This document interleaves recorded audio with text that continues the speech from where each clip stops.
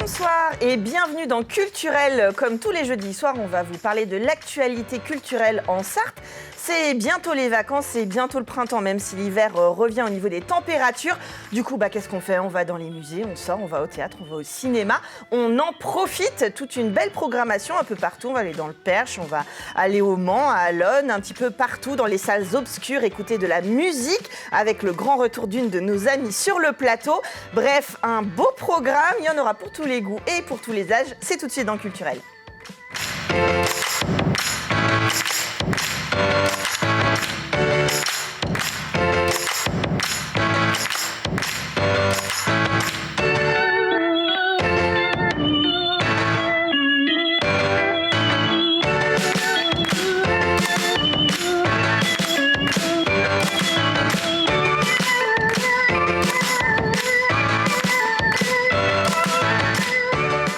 Et on a la patate sur le plateau. Oui, qu'est-ce qu'on va faire ce week-end? Par exemple, on va passer une nuit de folie à Allonne avec Stéphane Lévesque. Vous êtes le directeur de la Maison des Arts et directeur adjoint de l'Action culturelle d'Allonne. Bonsoir.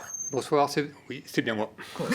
Voilà, je ne me suis pas trompée, ça va. Je n'ai évidemment pas confondu avec Corinne Thironneau. Vous êtes responsable et animatrice du groupe cinéma de l'association Amigos. Bonsoir. Bonsoir Chloé. On parlera de cinéma hispanique dans un court instant avec vous, mais d'abord donc à Allonne, ce samedi, à partir de 17h, oui c'est ça, et jusqu'à 3h du matin, on va passer une nuit de folie. Si vous êtes là, c'est que la folie, elle va passer par tous les états de l'art. Il va y avoir de la danse, de la musique, des expositions. Racontez-nous. Alors la Nuit de Folie, c'est un projet un petit peu fou qui se passe dans un endroit qui s'appelle la Microfolie. Et la Microfolie, c'est quoi? C'est un musée numérique. C'est le premier en Sarthe et qui a pour but de faire venir tous les habitants de la ville d'Allonne et de la métropole dans un endroit où on peut partager de la culture et surtout des œuvres d'art qui viennent des grands musées nationaux, donc comme le Louvre, Versailles, Orsay. Et donc on a un catalogue de 2500 œuvres qui sont numérisées à très haute résolution et qu'on projette dans un auditorium sur un très grand écran. Et le public peut interagir avec ces œuvres-là à l'aide de 2 tablettes. L'idée, c'est de faire découvrir le lieu en préparant un événement un petit peu iconoclaste, original, où justement pendant toute une nuit, donc la nuit de folie, au sein de la Microfolie, un événement où on va voir se défiler de successions de performances artistiques à chaque heure de la nuit. Alors, le musée numérique donc, de la ville de la Microfolie, petit clin d'œil au prochain plateau qui est au 8 rue Georges Bizet. Donc, quelle meilleure adresse pour accueillir une maison des arts. Donc, c'est en dehors de cette nuit de samedi, bien aussi l'occasion de mettre la lumière sur ce lieu pour les Allonnais et puis pour nous tous aux alentours, où on va pouvoir découvrir ces œuvres. Je vous invite à aller voir sur Internet le catalogue des musées qui participent à ce partage est assez impressionnant. Alors, samedi là, puisqu'on parle là, c'est une soirée gratuite déjà, disons-le, avec des artistes qui vont intervenir en live. Et il va y avoir aussi des œuvres dont le Tempest qui vient de la Villette, c'est ça? Tout à fait, oui. On aura donc une succession d'œuvres et de performances. Donc on pourra y venir après sur quel type de performance. Mais effectivement, vers 23h aura lieu. Je regarde ma fiche pour être sûr. Oui, c'est ça. À 23h, on aura un spectacle avec Antoine Schmitt et puis Franck Vigroux, qui sont un duo de vidéastes et de musiciens numériques qui vont faire un spectacle assez original de musique électro et de projection vidéo sur le thème, en gros, je ne dévoile rien, du Big Bang. Donc c'est assez impressionnant, ça sera sur grand écran. Et puis on aura en gros de la musique assez planante, vigoureuse. Le Big Bang, c'était un grand événement mondial, n'est-ce pas? Et donc ils ont essayé de un petit peu de le retranscrire dans leur spectacle. Alors, je pense que c'est une bonne initiative aussi de la part d'Allonne, parce que ici, sur le plateau, je m'évertue à donner envie aux gens d'aller voir des choses artistiques. C'est vrai que le numérique a beaucoup d'engouement. Il y a plein de jeunes qui veulent se former au métier du numérique et parfois de l'artistique dans le numérique, d'autres qui sont un peu plus réservés. On parlait de performance tout à l'heure, c'est quand on vit une expérience artistique en direct et non pas une œuvre qui est accrochée, finalisée et qu'on peut regarder. C'est une autre façon de recevoir l'art. Finalement, cette nuit de folie, c'est une autre façon aussi de recevoir et de découvrir l'art. C'est-à-dire qu'on ne va pas voir un tableau seulement, on va vraiment interagir avec les artistes, les autres spectateurs. On est bien d'accord, c'est une autre expérience de l'art. C'est tout à fait vrai, et c'est d'ailleurs tout le sens de d'autres performances qui auront lieu, parce que toute la nuit, on va projeter des œuvres, justement, sur grand écran, et des artistes auront vraiment des interactions dans leur production, c'est-à-dire qu'on aura des lectures en lien avec des œuvres qui sont projetées, on aura une fresque, une fresque qui sera peinte en direct par 4 artistes du collectif Lourd, qui sera inspiré justement par aussi des œuvres, avec des œuvres qui seront projetées. Oui, alors juste pour dire, le collectif Lourd, à part ceux qui suivent super bien Culturel et qui doivent s'en souvenir, c'est un collectif qui a été formé d'anciens ou actuels, je ne sais plus, mais autour d'étudiants des Beaux-Arts du Mans. Donc on est aussi ancré dans la création... j'allais dire local, pardon, voilà, excusez-moi, je cherchais le nom. Il y a à la fois un mélange de ces œuvres qui sont rendues accessibles par la projection, la diffusion, et puis des artistes locaux qui se mélangent dans cette nuit. La ville d'Allonne soutient toujours activement les artistes locaux, et là, c'en est la preuve, clairement. Donc, elle l'a fait encore au mois de septembre avec un artiste, Daddy Kanga, qui est... en résidence dans le département depuis 1 an, mais le fait aussi avec d'autres artistes comme le collectif Lourd, comme comment dire, la ligue d'improvisation l'Improst, aussi qui va interagir avec nous. Donc là, c'est assez original. Il y aura des projections d'œuvres numériques, donc de grands artistes peintres, et la ligue d'impro, qui ne sait pas lesquelles œuvres vont être projetées, nous ferons des impros théâtrales, voilà, au pied levé. Alors, c'est vrai que la troupe L'Improst, en plus, est super. Je vous recommande de faire l'expérience. C'est assez déroutant quand on est dans le public de voir des gens devenir théâtreux en un claquement de doigts et puis d'improviser. Alors, quand on va voir des matchs d'impro, il y a tout c'est un peu comme un sport, il y a plein de règles, etc. à respecter. Là, peut-être qu'ils prendront un peu de liberté avec ça. Il va y avoir de la danse aussi. Il y aura aussi de la danse. On a invité une compagnie également locale qui s'appelle Contrepied, donc qui est une compagnie professionnelle qui s'appelle Contrepied, mais qui aussi donne des cours, qui a des ateliers.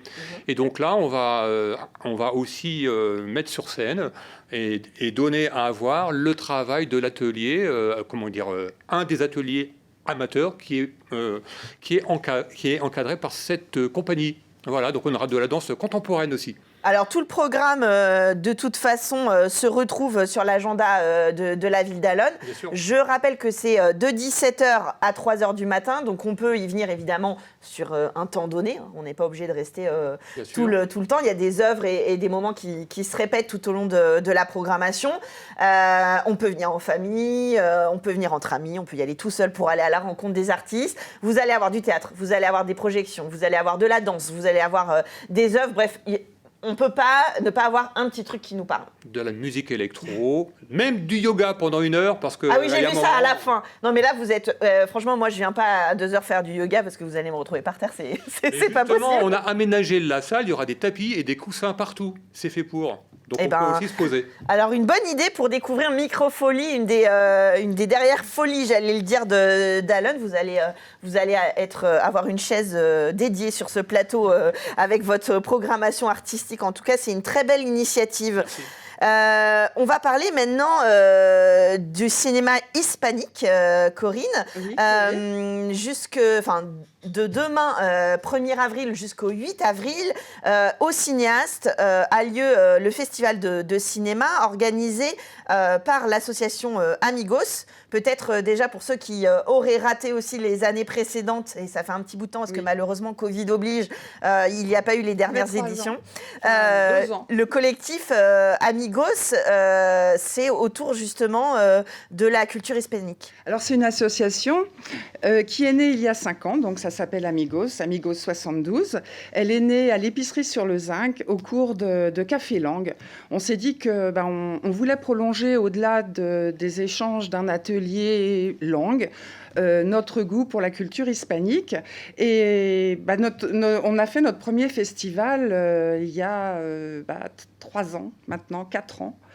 Et donc, on a d'autres activités. On propose des cours de flamenco et on a un grand projet avec la ville du Mans. Donc, c'est le jumelage avec la ville de Tudela en Espagne, en Navarre précisément, qui est la ville de naissance de notre reine Bérengère. Voilà. Donc, c'est notre 3e festival parce que Covid oblige. Ça fait 2 ans qu'on est absent des Bien sûr, écrans. donc on parle l'Espagne, on parle espagne, n'importe quoi. On parle espagnol à travers les écrans et on peut pas échanger autour de tapas ou en dansant le flamenco, c'est plus compliqué. Voilà, donc là, par contre, ça reprend. Donc, en parlant de tapas, c'est bien donc l'ouverture de notre festival, c'est demain. On a tapas, vin chilien, espagnol, un petit peu de sangria pour accueillir le public pour notre film d'ouverture qui est El Buen Patrón de Fernando León de Araona, qui vient d'être primé 6 fois au Goya, meilleur film, meilleur réalisateur, meilleur scénario, enfin 6 Goya, c'est quand même énorme, c'est l'équivalent des Oscars. Oui, il faut quand même être clair avec ça. Et avec bien sûr Javier Bardem, c'est son 2e Goya avec ce metteur en scène qui a eu aussi, lui, c'est son 2e Goya en tant que meilleur réalisateur.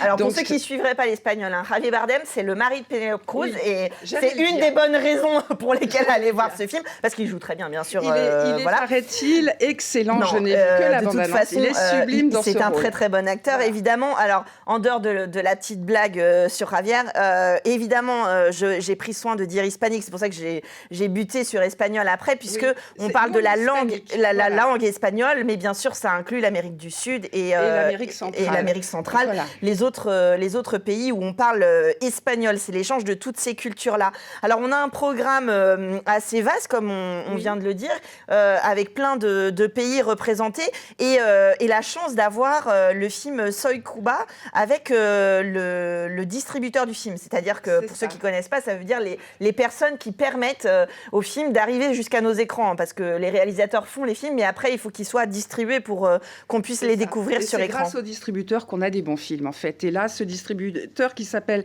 Milani Benzerfa a été invité dans le cadre des rendez-vous des programmateurs. Donc ça, c'est un rendez-vous régulier aux cinéastes. Et on parle des métiers du cinéma.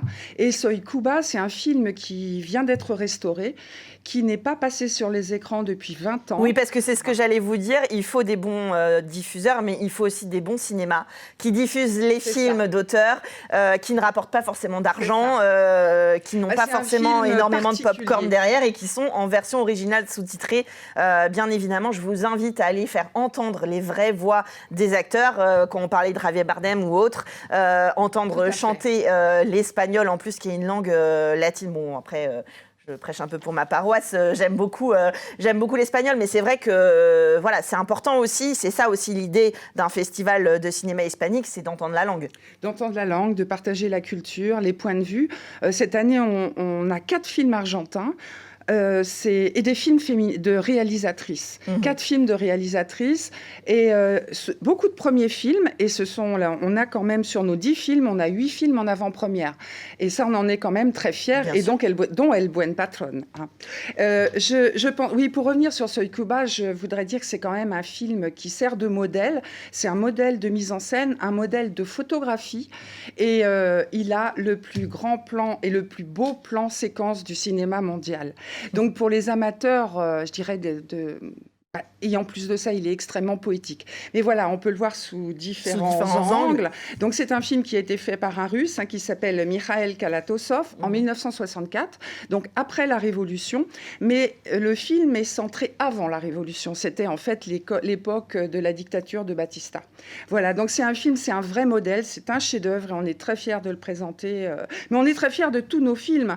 On accueille aussi une réalisatrice qui s'appelle Valeria Selinger, pour son film La Casa de los Conejos, La Maison des Lapins, qui est l'histoire d'une petite fille qui est obligée de vivre cachée au temps de la dictature de Videla. Oui, ça, elle est cachée dans une imprimerie, c'est ça? Non, c'est pas dans une imprimerie, c'est un élevage de lapins qui cache une imprimerie d'un groupe de résistants Oui, c'est ça, qui s'appelle les Montoneros. Et donc, cette petite fille va devoir apprendre à vivre dans la clandestinité. On a aussi un merveilleux film qui s'appelle Carnaval, qui est dont le héros est sur notre affiche. Hein. C'est un danseur de Malombo, qui est une danse folklorique argentine, et c'est le champion de danse du Malombo qui est l'acteur principal du film. Qu'est-ce que je pourrais dire encore? On a un film qui a été primé à Montréal, un film LGBT, Los Fuertes, qui est un film très intimiste sur l'histoire d'une rencontre. Et on a surtout aussi un magnifique documentaire qui a été consacré par beaucoup de critiques comme étant le film de l'année espagnole à voir, qui s'appelle Quien lo impide, qu'on peut traduire par qui l'empêche ou qui a par nous. C'est en fait un documentaire de 3h30. Alors c'est long, il y a un entracte quand même. Donc il commence à 19h ce documentaire. Et c'est un réalisateur qui a suivi, donc c'est Jonas Trueba, qui a suivi des jeunes madrilènes sur 5 années. Donc on les voit passer de l'adolescence à l'âge adulte avec tous leurs questionnements, leurs préoccupations. Et c'est vraiment un film qui est passionnant sur le plan sociologique, qui est aussi poétique, il y a de la musique. C'est un film frais et qui nous interroge par rapport à notre futur. Oui, c'est ce que j'allais vous dire, c'est qu'on voit bien dans la sélection et dans la façon dont vous nous en parlez, qui j'espère convainc les téléspectateurs d'aller au cinéma, d'aller les voir sur l'étoile, c'est que c'est aussi une sélection exigeante, et de fait de faire un petit pas de côté, d'aller voir avec cette sélection hispanique, d'aller voir des réalisateurs qui ne sont pas forcément dans les blockbusters qu'on diffuse un petit peu moins peut-être, et qui font chanter la langue. On se rend compte que du coup on parle aussi de sujets qui sont importants, qui nous touchent et qui ne sont pas forcément au cœur des films plus grand public, et encore j'aime pas ce mot-là, parce que grand public n'empêche pas du tout sur les films que vous nous avez parlé, mais c'est vrai que c'est intéressant aussi de voir l'histoire de ces pays, ne serait-ce que Cuba. Donc on n'a pas non plus des tonnes d'images, l'embargo artistique l'a été tout autant. Oui, et ce film a été non diffusé pendant des années. C'est Martin bien sûr. Scorsese qui l'a promu pour l'Occident, enfin qui l'a sorti de l'oubli, qui a aidé à le faire sortir de l'oubli. Et c'est une chance qu'on l'ait. Est-ce que je peux dire encore bien deux sûr, mots allez-y, sur allez-y. ce film? On a aussi un film mexicain qui s'appelle Sin Señas Particulares, sans signe particulier, qui est le premier film d'une réalisatrice qui s'appelle Fernanda Valadez.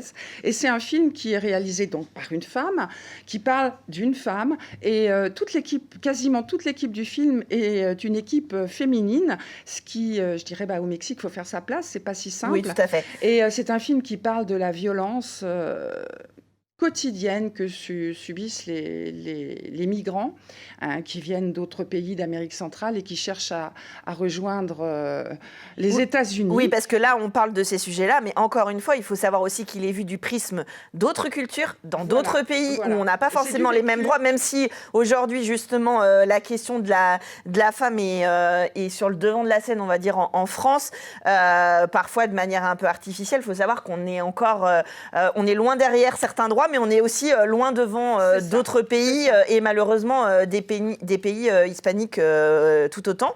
Et pardon, je vous ai coupé, il en restait un, vous vouliez dire? Il en restait d'autres, plein d'autres, mais bon, il y en a un dont je voudrais faire la promotion aussi, c'est celui qui s'appelle Zaori, qui est aussi un premier film d'une Patagonienne. Et ça doit être le premier film de Patagonie, en fait, même s'il y en a eu d'autres qui ont été tournés en Patagonie. C'est un film qui vient vraiment du fond de la Patagonie, qui parle de l'histoire d'une jeune fille qui veut devenir gaucho et qui va devenir amie avec un Mapuche.